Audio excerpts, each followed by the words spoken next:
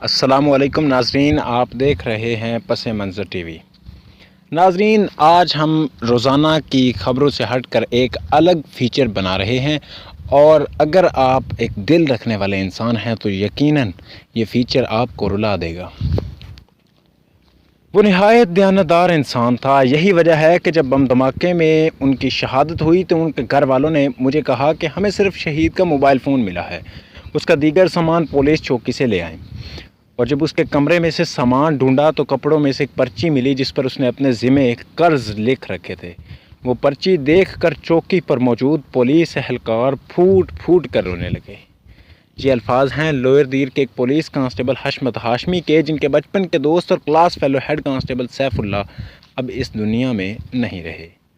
پاکستان کے صوبہ خیبر پختونخوا کے ضلع لوئر دیر میں 4 ستمبر کو سڑک کنارے نصب بم پھٹنے سے پولیس کی گاڑی تباہ ہو گئی، جس میں ہیڈ کانسٹیبل سیف اللہ اور دیگر 3 اہلکار زخمی ہو گئے۔ زخمی اہلکاروں کو تیمر گرہ ہسپتال پہنچایا گیا، مگر سیف اللہ زخموں کی تاب نہ لاتے ہوئے چل بسے۔ حشمت ہاشمی نے پاکستان 24 سے گفتگو کرتے ہوئے بتایا کہ وہ میرا بچپن کا دوست تھا اور کلاس فیلو بھی، ہم ساتھ ہی پہلی جماعت سے لے کر میٹرک تک تعلیم حاصل کرتے رہے۔ کانسٹیبل حشمت ہاشمی کے مطابق ہیڈ کانسٹیبل سیف اللہ کی دیانتداری مسلم تھی اور ہر ایک کے لیے وہ ایک نہایت خوش اخلاق اور ملنسار انسان تھے۔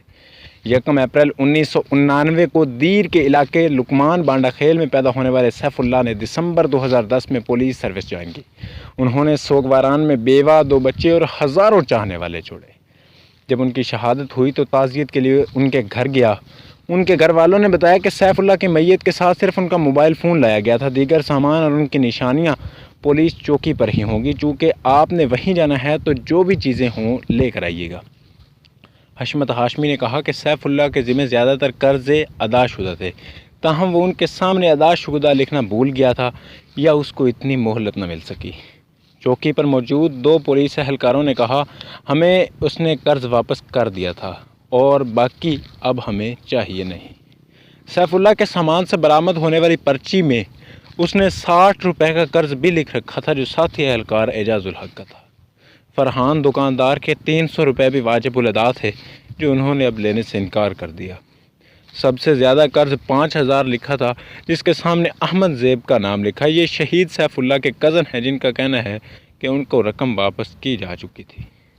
کانسٹیبل حشمت ہاشمی نے پاکستان 24 کو بتایا کہ پرچی کے دوسری طرف بھی 3000 کی رقم لکھی تھی جس کو ہانڈی والی کے زمرے میں درج کیا گیا تھا۔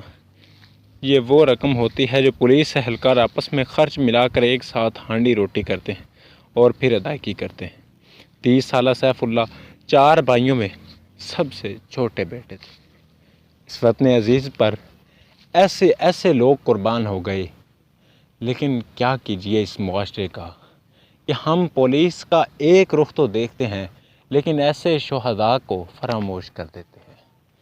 یہ فیچر اور ہیڈ کانسٹیبل کی شہادت اور ان کا یہ رویہ ہمارے لیے قابل تقلید ہے۔